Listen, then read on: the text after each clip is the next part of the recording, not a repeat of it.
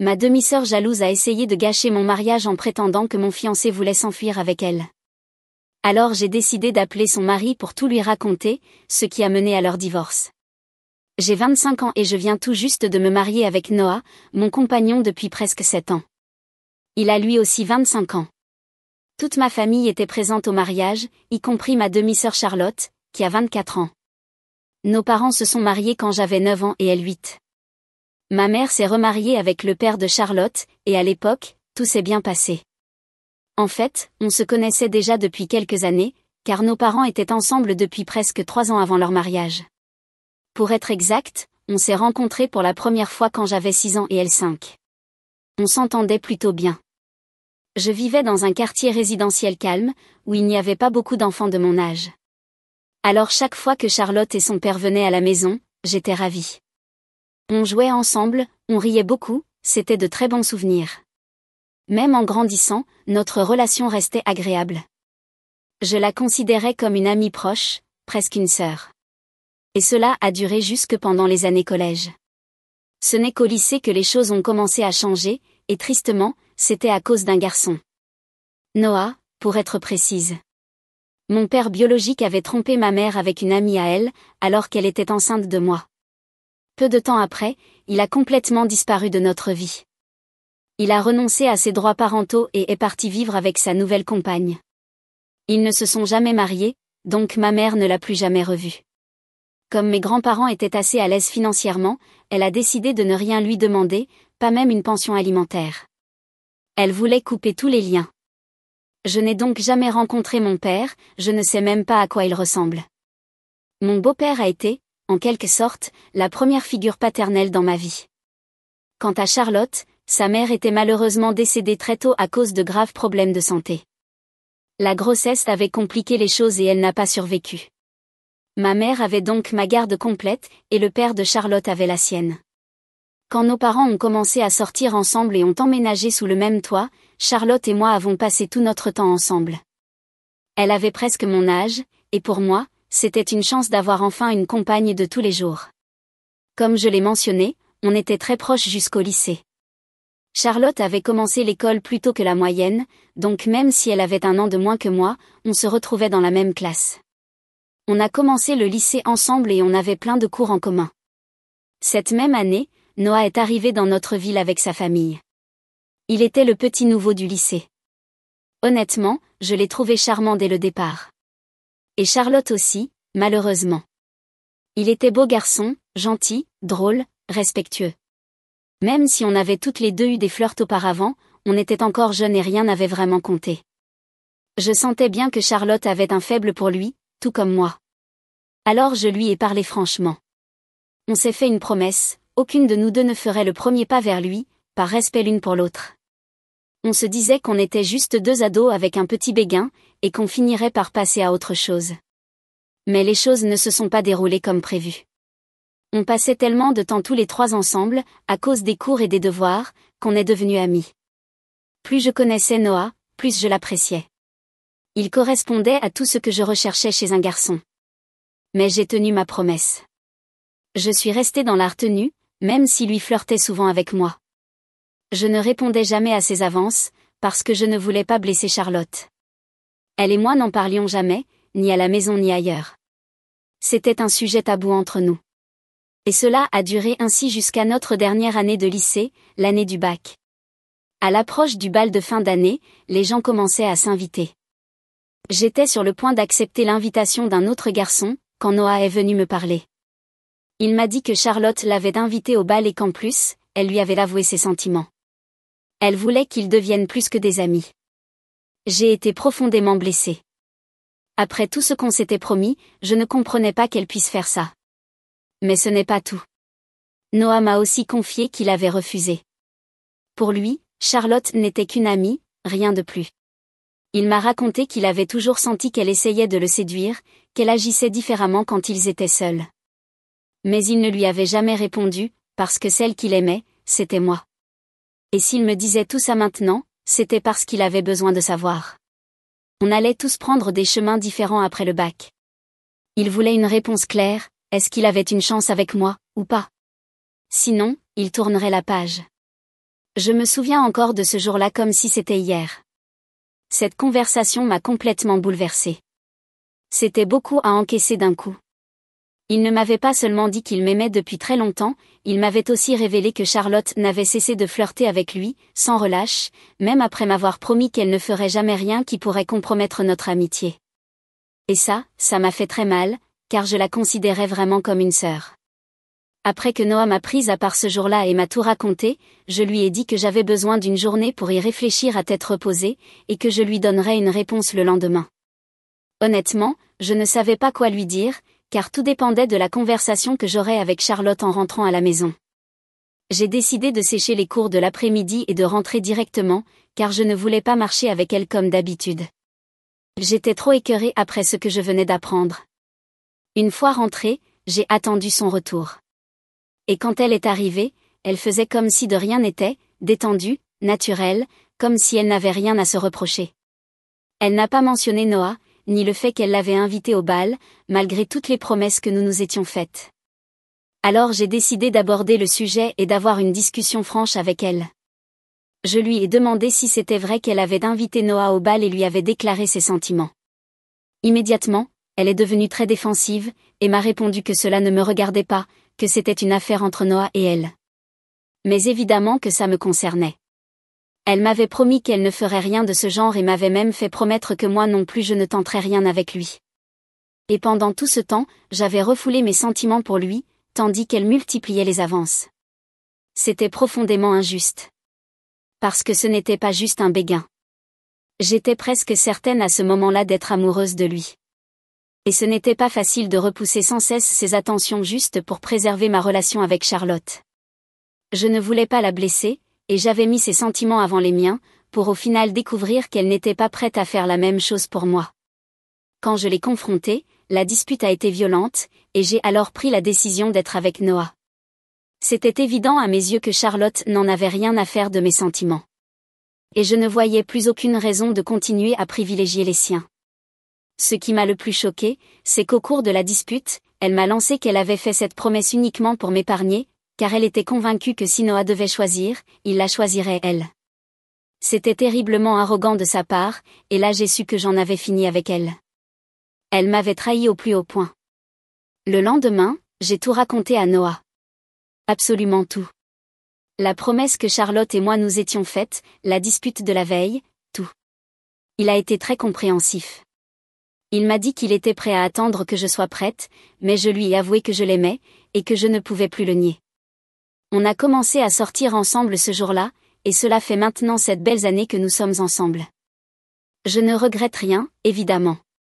On a coupé les ponts avec Charlotte, et depuis ce jour, on ne lui a plus jamais parlé. Pour lui, c'était plus facile, mais pour moi c'était différent, car je vivais avec elle. Nous partagions la même chambre, mais après notre dispute et le début de ma relation avec Noah, elle a emménagé au sous-sol pour vivre à l'écart. Et je ne m'en suis pas plainte. Nos parents nous ont demandé à plusieurs reprises ce qui s'était passé, mais je ne leur ai jamais rien dit, et je ne pense pas que Charlotte l'ait fait non plus. Nous avons simplement cessé de nous adresser la parole. Ce fut difficile au début, mais on s'y est fait. Noah et moi avons fini par aller dans la même université, tandis que Charlotte en a choisi une à l'autre bout du pays. Je ne l'ai donc pas vue pendant quelques années, sauf lors des vacances.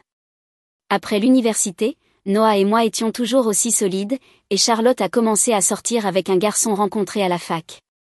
On est tous entrés dans la vie active, et avec le temps, notre dispute semblait sortir tout droit d'une série pour ados. Elle paraissait tellement puérile et insignifiante. Charlotte et moi nous croisions lors des réunions de famille. Même si on ne faisait jamais d'efforts pour se parler comme on le faisait enfant, on a commencé à être polis l'une envers l'autre. On se saluait comme 2 membres de la famille, sans plus. On restait dans les banalités, sur des sujets neutres, mais au moins on se parlait à nouveau. En grandissant, on avait renoué une forme de communication.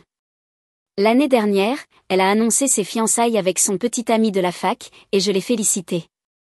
Tout était très formel. Elle m'a dit qu'elle aimerait que je sois présente à son mariage.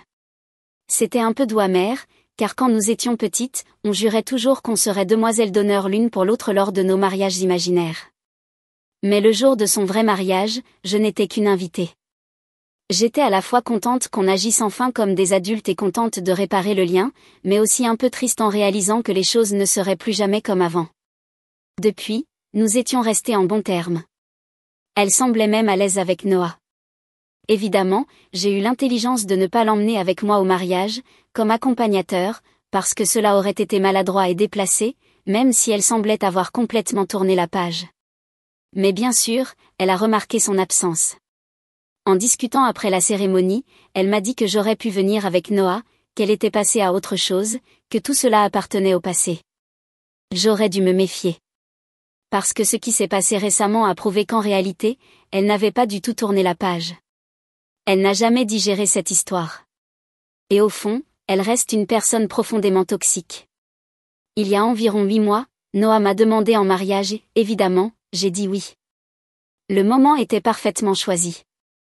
Il venait tout juste d'être promu au travail, de mon côté, j'avais quitté mon emploi pour rejoindre une amie dans sa jeune entreprise.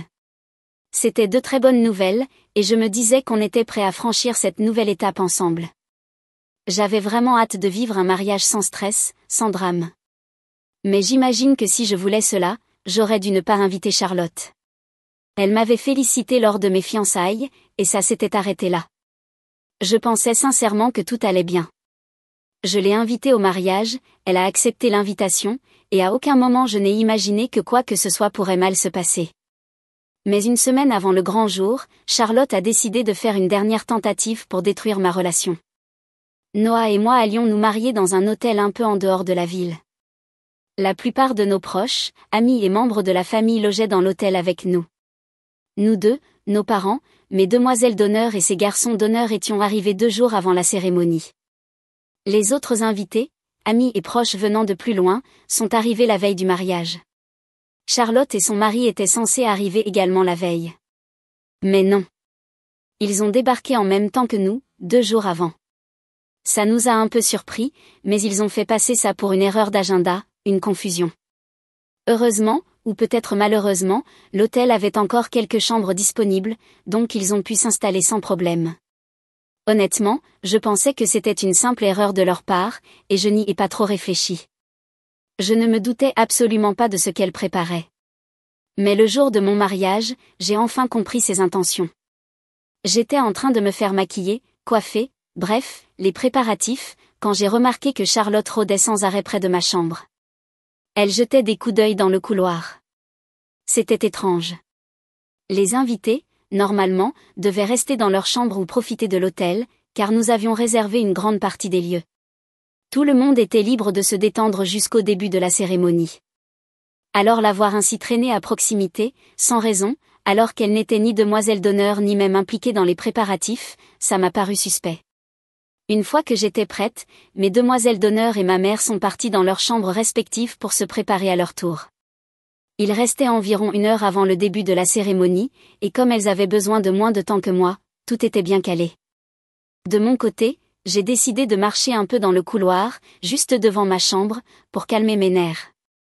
Je ne pouvais pas quitter l'étage ni aller plus loin, car je ne voulais pas que quelqu'un me voie en robe de mariée. Et c'est là, à ce moment précis, que Charlotte m'a interceptée devant ma porte. Elle m'a prise à part, disant qu'elle avait quelque chose de très important à me dire. J'étais surprise, car nous étions certes de nouveau en contact, mais sans aucune conversation intime ni personnelle. Alors, forcément, j'étais curieuse. Je l'ai laissée parler. Et là, elle s'est lancée dans un récit délirant. Elle m'a dit qu'elle était arrivée à l'hôtel un jour plus tôt, non pas par erreur, mais intentionnellement. Selon elle, c'était Noah qui le lui avait demandé. Elle disait être venue uniquement parce qu'il l'avait priée de venir plus tôt, mais qu'elle ignorait pourquoi. Ensuite, elle m'a dit qu'il voulait lui demander de s'enfuir avec lui. Elle m'a servi une histoire absurde, prétendant que Noah l'avait contacté environ 2 semaines avant le mariage, qu'il avait des doutes, qu'il paniquait à l'idée de se marier, qu'il pensait faire une erreur, et que, soi-disant, il avait enfin compris qu'il n'était plus amoureux de moi, mais qu'il était tombé amoureux d'elle. Elle m'a expliqué qu'ils avaient gardé contact en cachette pendant très longtemps, mais que c'était purement amical jusqu'à ce qu'il réalise qu'il avait des sentiments pour elle. Elle disait qu'il l'avait pressée de venir plus tôt pour pouvoir fuir avec elle, et qu'il la poussait à accepter ce plan insensé depuis son arrivée à l'hôtel.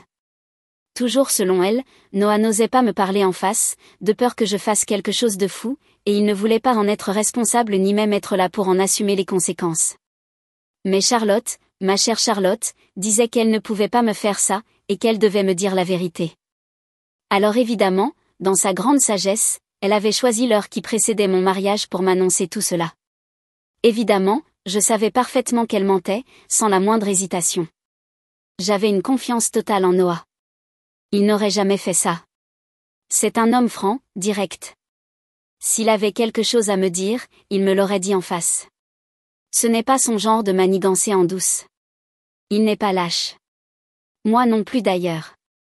Ce qu'elle racontait ne correspondait absolument pas à son caractère, et c'est précisément ce qui m'a permis de comprendre qu'elle inventait tout. Ce qui m'a mis hors de moi, c'est qu'elle faisait tout cela sous couvert de bienveillance, en prétendant qu'elle s'inquiétait pour moi, pour mon bonheur. Je voyais bien qu'elle voulait juste semer le chaos là où tout allait bien, juste pour gâcher le plus beau jour de ma vie. Alors j'ai décidé de frapper plus fort. J'ai appelé son mari. Juste devant elle. Je n'avais pas son numéro, mais je le suivais sur Instagram. C'est donc via l'application que je l'ai appelé. Je faisais semblant d'être bouleversée et je me tenais juste devant Charlotte, donc elle ne pouvait pas vraiment voir ce que je faisais sur mon téléphone.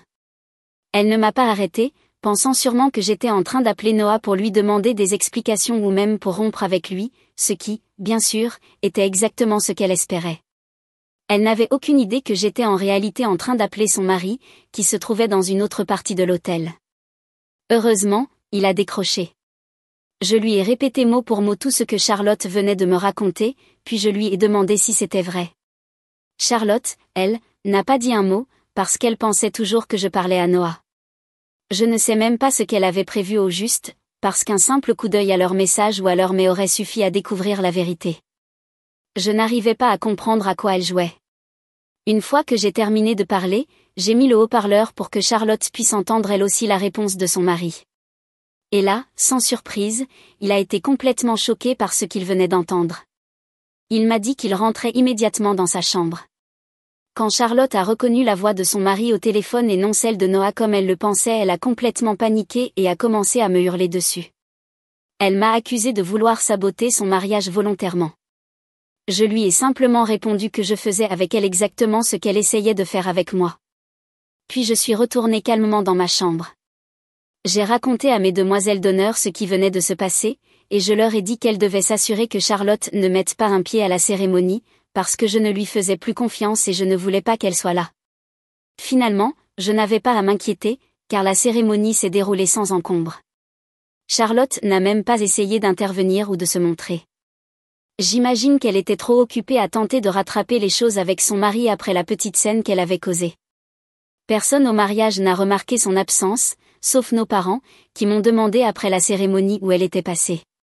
Je leur ai dit que je leur expliquerais plus tard, mais en réalité, je n'avais aucune intention de le faire. Ce n'était plus important à mes yeux. Une fois que tout était terminé, j'ai contacté la réception de l'hôtel pour savoir ce qu'il en était de la chambre de Charlotte.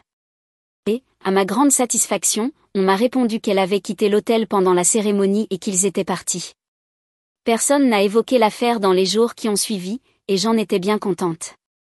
Je voulais juste profiter de mon nouveau statut d'épouse, sans avoir à parler de Charlotte ou de son pathétique petit numéro. Bien sûr, j'ai raconté toute l'histoire à Noah, et on en a bien ri ensemble. Mais ça s'est arrêté là. Cependant, une semaine s'est écoulée depuis, et il y a 2 jours, nous avons appris que Charlotte et son mari étaient en train de se séparer. Ce sont nos parents qui me l'ont annoncé. Ils m'ont dit que son mari les avait appelés, furieux, pour leur dire à quel point Charlotte était insupportable, et qu'ils devaient venir la chercher parce qu'elle refusait de quitter leur maison. Il a même menacé d'appeler la police si elle ne partait pas. Alors nos parents ont dû aller la récupérer eux-mêmes, et c'est ainsi qu'ils ont appris qu'ils se séparaient. Le mari de Charlotte a très mal vécu le fait qu'elle soit arrivée exprès plus tôt sur le lieu du mariage dans l'intention claire de me saboter. Il connaissait toute l'histoire parce que je la lui avais racontée. Et depuis des mois, il entendait Charlotte et ses amis qui sont clairement stupides parler de Noah comme si c'était l'homme parfait, et qu'elle aurait dû finir avec lui. Il n'en pouvait plus. Il était évident pour lui que Charlotte avait encore des sentiments pour Noah, et que c'est pour cette raison qu'elle avait tenté de ruiner mon mariage. C'en était trop. C'était la goutte d'eau pour lui, et il a décidé de mettre fin à leur mariage. Peu importe à quel point Charlotte niait, il savait qu'elle était encore amoureuse de Noah, et il ne pouvait plus l'ignorer. Ils vont donc divorcer. Et je ne sais pas pourquoi, mais mes parents pensent que c'est de ma faute. Ils m'en veulent. Selon eux, même si Charlotte a essayé de me nuire, j'aurais dû laisser son mariage en dehors de tout cela. Ils m'accusent d'avoir détruit leur relation en appelant son mari. Maintenant, ils exigent que je m'excuse, et ils ont coupé tout contact avec moi parce que j'ai dit que je ne le ferais pas. Franchement, je ne comprends pas en quoi c'est ma faute. Je n'ai jamais demandé à Charlotte de faire quelque chose d'aussi malsain. Tout ce que j'ai fait, c'est de la toucher là où ça fait mal, parce qu'elle avait essayé de faire exactement la même chose avec moi. C'est tout. Et je trouve ça profondément injuste qu'on m'en tienne rigueur. Elle a ruiné son propre mariage, je n'y suis pour rien. Noah est du même avis. Mais mes parents, ainsi que beaucoup de nos amis communs avec Charlotte, sont de son côté. Et ça me retourne complètement la tête. Je me suis fait passer pour quelqu'un de dévasté et je me suis tenue devant Charlotte, ce qui faisait qu'elle ne pouvait pas voir ce que je faisais sur mon téléphone. Elle ne m'a pas arrêtée, pensant sûrement que j'étais en train d'appeler Noah pour le confronter ou même rompre avec lui, et c'est exactement ce qu'elle voulait. Elle n'avait pas le moindre soupçon que j'étais en fait en train d'appeler son mari, qui se trouvait dans une autre aile de l'hôtel. Par chance, il a répondu. Je lui ai répété tout ce que Charlotte venait de me dire, puis je lui ai demandé si c'était vrai. Charlotte est restée muette, pensant toujours que je parlais à Noah. Je ne sais même pas ce qu'elle espérait. Un simple coup d'œil à leur message ou à leur mail aurait suffi à exposer la vérité. Je ne comprenais pas vraiment son plan. Une fois la conversation terminée, j'ai activé le haut-parleur pour que Charlotte puisse entendre elle aussi la réponse de son mari. Et comme je m'y attendais, il a été abasourdi par ce qu'il venait d'entendre et m'a dit qu'il allait immédiatement revenir dans sa chambre. À ce moment-là, Charlotte a compris qu'il ne s'agissait pas de Noah, et elle est entrée dans une colère noire.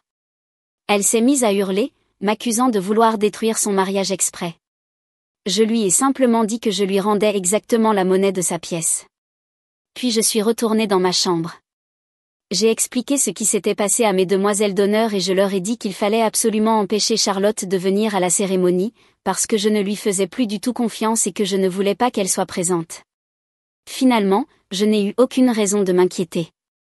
La cérémonie s'est déroulée parfaitement, sans aucune interruption. Charlotte n'a même pas essayé de venir, probablement trop occupée à tenter de se racheter auprès de son mari après son petit manège.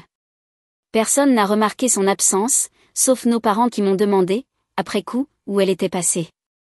Je leur ai simplement répondu que je leur expliquerais plus tard, sans vraiment en avoir l'intention, car pour moi, ce n'était plus important. Quand tout a été terminé, j'ai contacté la réception de l'hôtel pour savoir ce qu'il était advenu de la chambre de Charlotte. À ma grande satisfaction, on m'a dit qu'elle avait quitté l'hôtel pendant la cérémonie. Et personne, ensuite, n'a reparlé de toute cette affaire. J'en étais soulagée. Je voulais juste profiter de mes premiers jours de jeune mariée sans entendre parler de Charlotte et de son comportement absurde.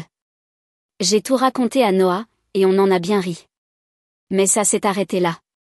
Cela dit, une semaine s'est écoulée, et il y a 2 jours, j'ai appris que Charlotte et son mari étaient en train de se séparer. Ce sont nos parents qui me l'ont annoncé. Apparemment, son mari les avait appelés en colère, leur criant à quel point Charlotte était odieuse, et leur disant de venir la chercher immédiatement, car elle refusait de quitter leur domicile. Il les a même prévenus que s'ils ne la récupéraient pas, il appellerait la police. Ils ont donc été la chercher eux-mêmes. C'est à ce moment-là qu'ils ont découvert que le couple se séparait. Son mari avait trouvé cela profondément insultant que Charlotte soit arrivée plus tôt au mariage de manière intentionnelle, dans le but manifeste de me saboter. Il avait entendu toute l'histoire par moi-même. Et depuis longtemps, il entendait les copines de Charlotte qui, disons-le franchement, sont complètement idiotes lui répéter combien Noah était génial, et que Charlotte aurait dû finir avec lui. Il n'en pouvait plus. Il était évident pour lui que Charlotte avait encore des sentiments pour Noah. Et c'est pour cette raison qu'elle avait tenté de gâcher mon mariage. C'était la goutte de trop. Il a décidé de mettre fin à leur mariage. Peu importe combien Charlotte pouvait nier, il savait au fond de lui qu'elle était toujours amoureuse d'un autre homme. Et cela, il ne pouvait pas l'ignorer davantage. Ils vont donc divorcer. Et pour une raison que je ne comprends pas, mes parents pensent que c'est de ma faute. Ils m'en veulent. Ils estiment que, malgré ce que Charlotte a tenté de faire, j'aurais dû ne pas impliquer son mari. En l'appelant, j'aurais ruiné son mariage. Maintenant, ils attendent que je présente mes excuses à Charlotte. Et comme j'ai refusé, ils ont décidé de ne plus me parler. Je ne comprends pas du tout comment cela peut être considéré comme ma faute. Je n'ai pas poussé Charlotte à agir de façon aussi folle. Tout ce que j'ai fait, c'est de la confronter comme elle essayait de le faire avec moi. C'est tout. Et je trouve ça profondément injuste de m'en tenir rigueur. Elle a détruit son propre mariage, je n'y suis pour rien. Noah partage totalement mon avis. Mais mes parents, ainsi que plusieurs de nos amis communs avec Charlotte, ont pris son parti. Et honnêtement, ça me ronge l'esprit. Je tiens à remercier toutes les personnes qui ont commenté mon message initial, en me disant que je n'étais pas en tort. Ça m'a beaucoup aidé à ouvrir les yeux sur l'injustice que je subissais, surtout de la part de mes parents et de certains amis. Alors j'ai décidé de couper les ponts. Franchement, je ne vois pas d'autre solution. Si je garde le contact avec eux, ils continueront à me faire culpabiliser, et à la longue, n'importe qui finirait par craquer. Mais moi, je ne veux pas craquer et présenter des excuses à Charlotte. Donc c'est mieux ainsi. D'ailleurs, n'était-ce pas eux qui refusaient de me parler parce que je n'étais pas prête à m'excuser? Eh bien, ils ont ce qu'ils voulaient. Je ne leur parle plus non plus. Quant à mes soi-disant amis, s'ils choisissent de soutenir Charlotte et de me faire passer pour la méchante, grand bien leur fasse. Cela m'a juste permis de comprendre qu'ils n'avaient jamais été de vrais amis. Tout le monde sait que Charlotte est en tort. C'est elle qui me doit des excuses, pas l'inverse. Ils peuvent continuer à le nier si ça les amuse, mais ça ne changera pas les faits. Et honnêtement, je ne cherche pas à changer la vie de qui que ce soit. Chacun est libre de croire ce qu'il veut. Moi, je veux juste profiter de mon temps avec Noah, c'est tout ce qui m'importe. Noah et moi sommes partis en voyage de noces. Cela fait presque 2 semaines depuis le mariage. Je ne parle toujours pas à mes parents. Ne plus parler à mes amis ne me fait pas grand-chose, car maintenant j'ai mon mari, et si je suis honnête, je n'étais jamais réellement très liée à ces gens-là. Donc ça ne change pas grand-chose pour moi. En revanche, ne plus parler à mes parents, ça fait mal. J'ai souvent envie d'écrire à ma mère, de l'appeler, ou même de passer un coup de fil anodin à mon beau-père, juste pour rire un peu. Puis je me rappelle que je ne peux pas le faire, car ils ont choisi de soutenir Charlotte. D'après ce que je sais, elle vit chez eux, et sans doute qu'elle continue à leur bourrer le crâne de mensonges sur moi, histoire de les retourner complètement contre moi. À mon retour, je suis presque certaine qu'ils me détesteront. Je peux encore comprendre que mon beau-père veuille soutenir sa fille. Mais je ne comprends pas pourquoi ma mère ne prend pas mon parti. Elle a littéralement été trompée par mon père, qui l'a quittée pour partir avec une femme qu'elle considérait comme une amie. C'est exactement ce que Charlotte essayait de faire. Elle voulait me trahir pour avoir Noah à elle toute seule. Ma mère, plus que quiconque, aurait dû comprendre pourquoi j'étais en colère, pourquoi j'ai réagi comme je l'ai fait. Mais si elle pense que je suis la méchante dans cette histoire, alors je ne sais plus quoi penser. C'est comme ça. Noah et moi profitons de notre lune de miel. J'espère que ça m'aidera à penser à autre chose. Le 3e jour du voyage, j'ai reçu un message de ma mère. Mais je ne l'ai pas ouvert. Je voulais vivre pleinement le moment présent. Noah et moi passions de très bons moments, et si ce message était négatif, je préférais le découvrir une fois rentré. Je sais que ça peut sembler bizarre, mais je voulais vraiment savourer cette parenthèse. On ne vit qu'une seule lune de miel. Nous sommes de retour maintenant. Et la première chose que j'ai faite en atterrissant, c'est d'ouvrir le message de ma mère. Elle m'a écrit pour me dire qu'ils avaient accepté que Charlotte vive chez eux quelques jours, mais que cela était devenu insupportable. Elle ne faisait que me critiquer, sans arrêt. À un moment, mon beau-père et elle ont dit stop. Ils ont fini par comprendre que Charlotte avait réellement tenté de saboter mon mariage. Ils l'ont donc mise à la porte. Ils m'ont invité à dîner ce week-end pour se faire pardonner. Ils m'ont avoué qu'ils avaient réagi sous le coup de l'émotion, parce que le divorce de Charlotte leur avait semblé être un drame plus important sur le moment. Ils ne savaient pas comment gérer ces émotions, et ils ont pris de très mauvaises décisions. Aujourd'hui, ils ont ouvert les yeux et veulent s'excuser. Franchement, je ne pourrais pas être plus heureuse. Noah et moi avons accepté l'invitation. Ce dîner va sûrement permettre de réparer notre relation. J'imagine que tout est bien qui finit bien. Et j'espère sincèrement que nous ne nous disputerons plus jamais comme ça.